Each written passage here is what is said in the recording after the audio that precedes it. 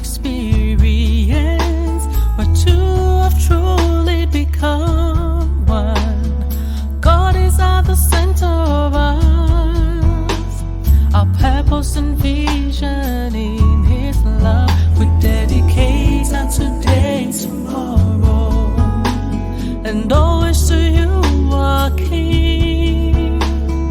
Bless and let there be love in our home. The marriage experience ordained by You alone. Marriage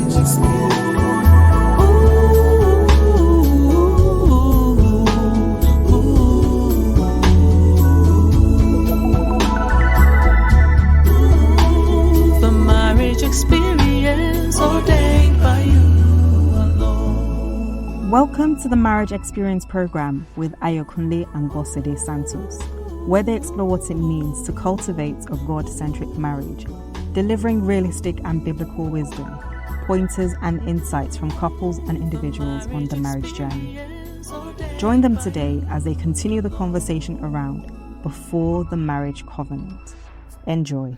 Welcome to episode 17 of the Marriage Experience program. We are still yours truly, Ayokunle and Bosede Santos. I'm You're so very welcome. excited. Yes, indeed. Episode 17, when we first started, I remember that very first episode, that it was a bit tricky, but we're here and we're so grateful to God that we continue to share the space with you weekly, and we continue to be given the opportunity to do something, to say something about marriage. Yes, it just occurred to me that episode 17, we probably see the first 16 episodes as the foundation, which is what we're going to be talking about quite a bit today.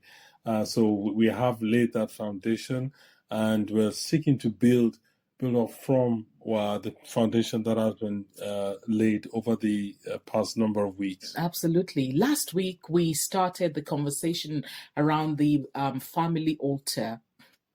We identified the family altar as a designated time and dedicated place that's set apart to meet with God, a place of exchange. The Bible calls it your closet, and we recognize that this is where and when we have a divine exchange with God, where He shares His heart with us and He gives us instructions for our lives. It's also a place where we, are able to affirm the mandate to train our children in the way of the Lord, and it's an opportunity to introduce our children to God. Mm-hmm. We looked at the elements and the essence of a family altar as well. Yeah, then we ended the conversation last week, if you do recall, looking at the essence of the family altar, where we talked about the root or the foundation of the family growing deep into the love of God. So this week we will conclude that conversation on foundations, and what a better logical narrative to explore than the parable of the wise and foolish builders Jesus told and recorded in both Luke Makes sense, 6, doesn't it? Luke 6:46 to 49 and Matthew 7:24 to 27 in both Gospels.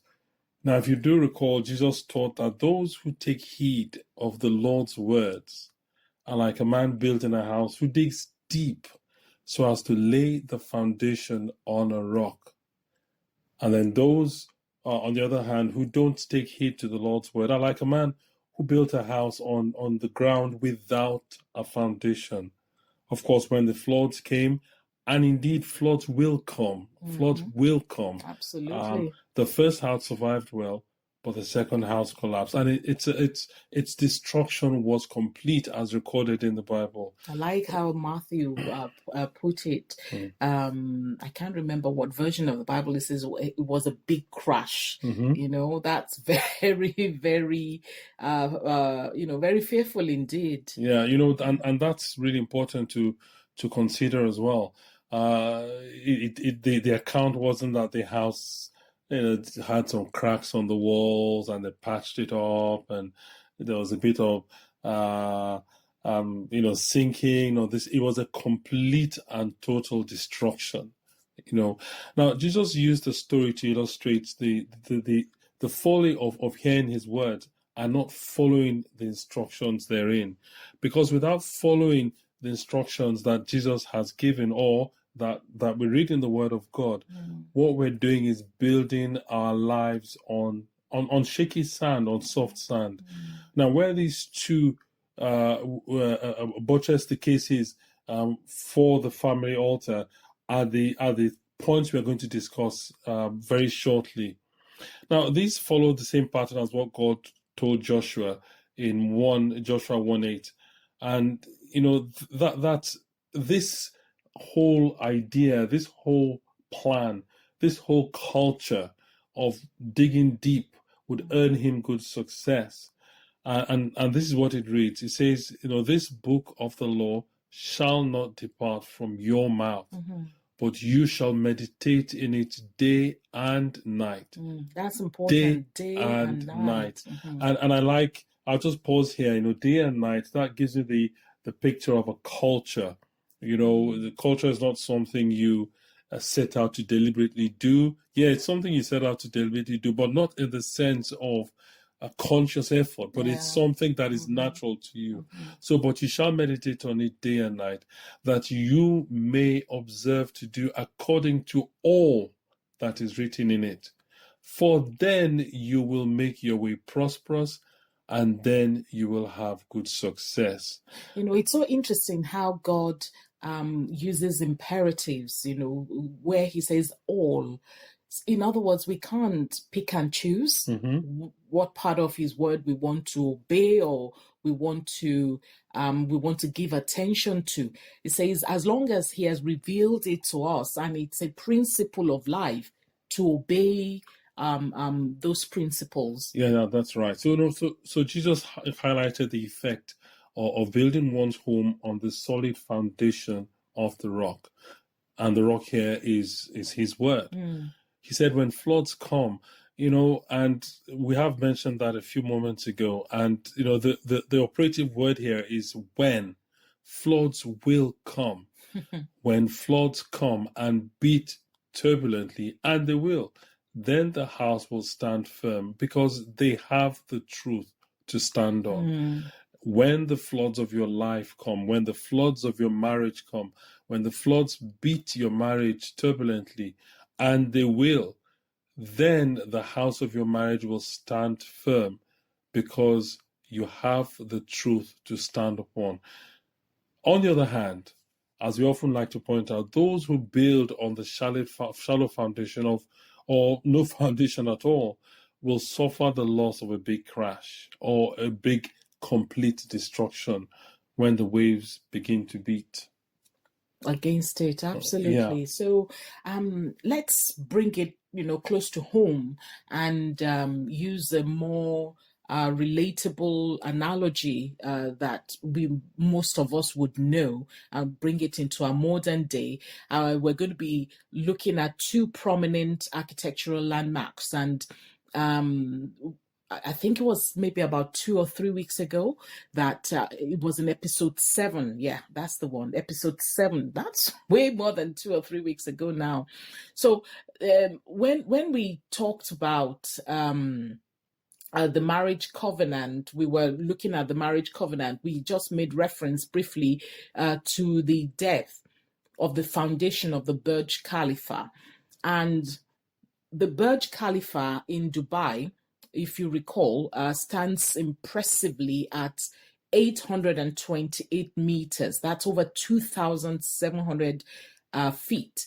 And it has 163 floors. I mean, this is us giving you some statistics now so that you can visualize the extent of planning and the vision that the architects and engineers and designers of this edifice they had, that made them, go into such planning as they did. Now, some say that if you laid all the building blocks down back to back, that were used to build this building, that they would stretch across at least a quarter of the world. That's not counting the weight of the concrete that was used in the construction. It's an equivalent of about 100,000 elephants, or at least it's 1 million human beings. That's approximately the population of a country like Germany. And all of this is only possible because the foundation, which is 164 feet deep, or 50 meters deep, that's about 30 cars. This is such a magnificent architectural wonder. You'd agree with us, but it was only possible because of the sound foundation, because of the planning that went into designing the kind of foundation that can hold up, such height of a building. And now, in contrast, there is the Leaning Tower of Pisa. Now, this famous Italian tower started to slump, or I think subside would be a more appropriate term. Started to subside soon after its construction, that started in the late 1100s. For two reasons. One, it was built with a foundation of only 3 meters. Two, it was built on dense clay. On their own, each of these elements was bad enough, but the two combined were clearly a catastrophic combination. And this is an illustration of faulty or inadequate foundation, which that parable that we addressed earlier was pointing to. So this, has resulted in this Leaning Tower of Pisa. I think I would rather. Yes, it's interesting to look at a building leaning at such an angle, but when we consider why it started to lean in the first place, I would rather it wasn't, it didn't need such maintenance, such costly maintenance to keep it leaning, than for it to actually have been, an erect and properly founded edifice. Now, it's to keep it leaning like that.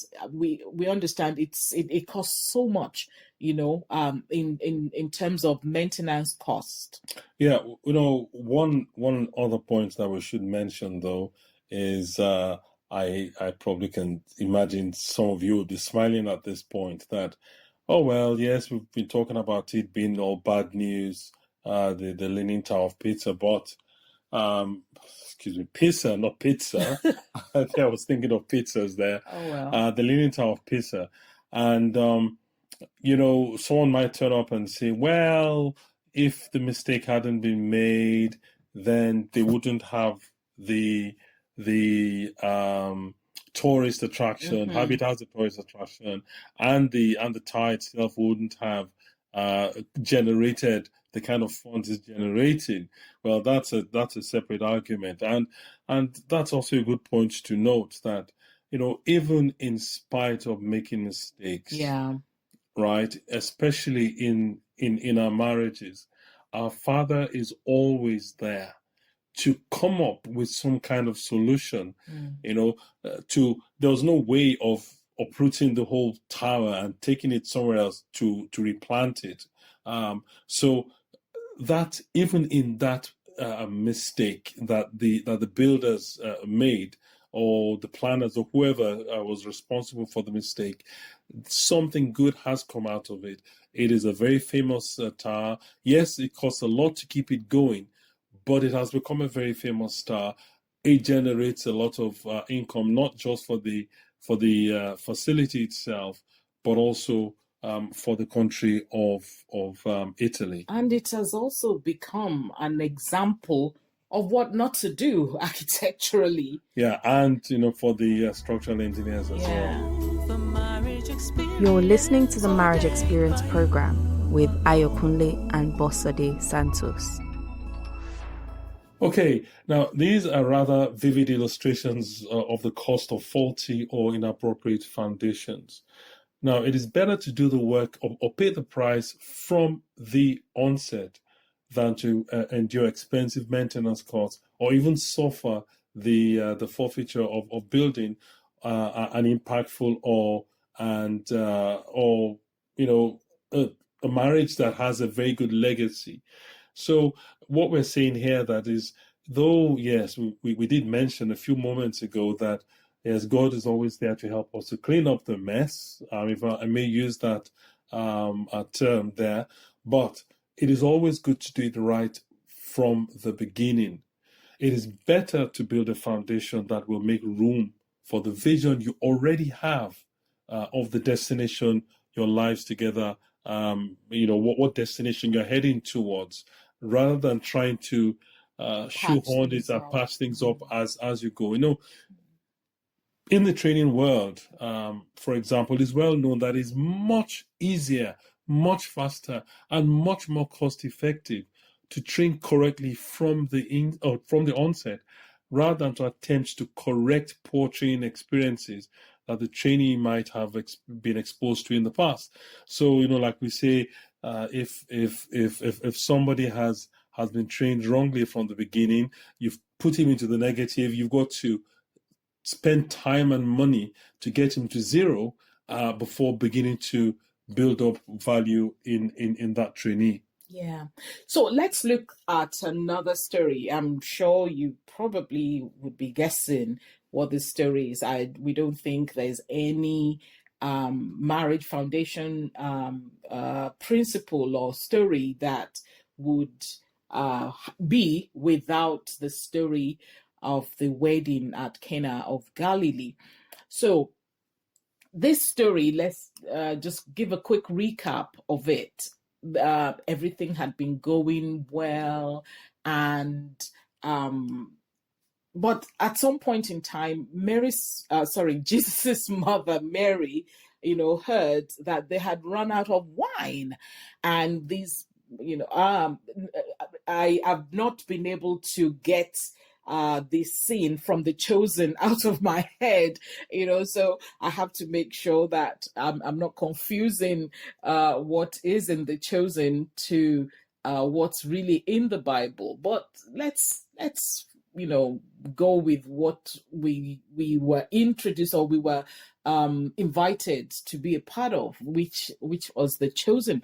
So there they ran out of wine, and Jesus's mother went to him and said, "Oh, they've run out of wine," and Jesus was like, "Well, yeah, it's okay, but because it's not yet my time."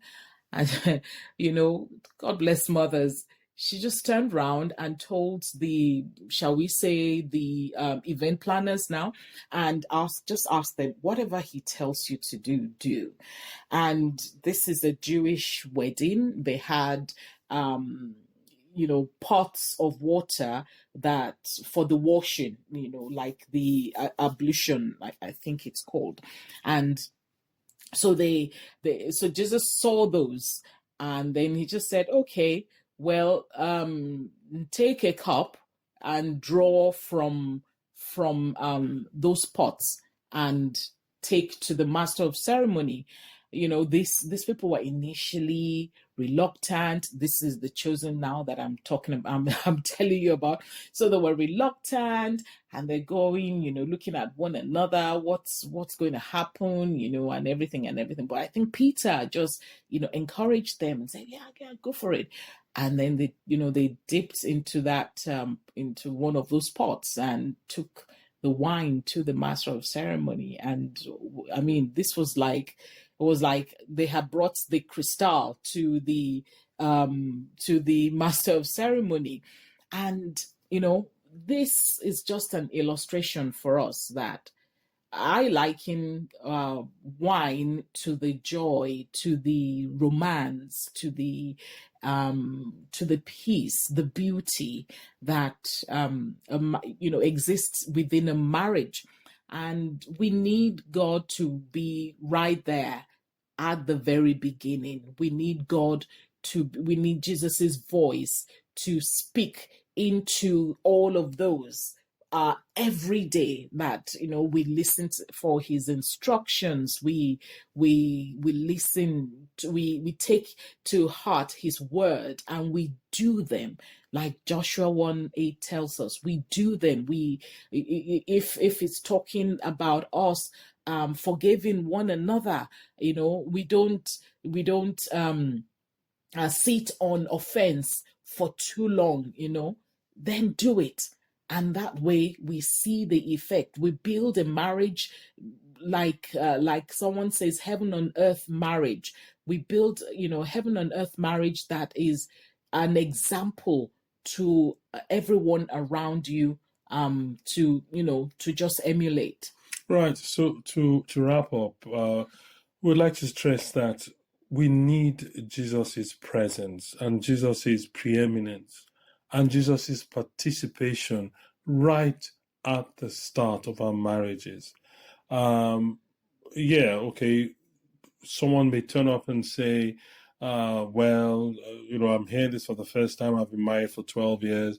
Does that mean I get divorced and start over again? Of course not, no. But what we are saying is, you can always take the particular day you're learning about this as day zero and start to make changes right from today. Jesus must always be number one. He must have preeminence. He must participate right from the start of the marriages and every single day that you go through. You must keep his voice. That's his voice, is his word, his instructions, whatever connection you have with him as the daily supplier of new wine in the marriage. I like that, the daily supplier Yes, of new wine. because Yeah. it's something that's ongoing. If you think about it, that look, what keeps things interesting, what keeps anything interesting is change, and change of something new. So if we want to ensure not only that we have a good foundation, but we have that newness that Jesus gives through his word, through the instructions in his word, through listening to messages, through studying, through listening to the Marriage Experience program. Absolutely. This would be new wine for us every day. We are learning from these episodes ourselves. We're not just spewing out all these ideas or truths or whatever. We are theories. Oh yes, we so most of these things are things we have lived. Some of them are things we're learning for the very first time ourselves. So we just need to stress that Jesus must have preeminence, must have participation right from the start for marriages and ongoing. And, just also to reiterate that, this is not just like us just talking. We did say we were going to be interviewing couples, individuals, on the marriage journey, whether divorced or widowed or still single. We're going to be keeping that promise, but we just felt it's important to lay this foundation initially before we go on. So we'll continue again next week, looking at yet another foundational principles for setting a purposeful marriage. We still continue to ask that you send us your feedback, your suggestions, questions, comments at MXperience@LYDIOSANTOS.com. That's MXperience@lidiosantos.com.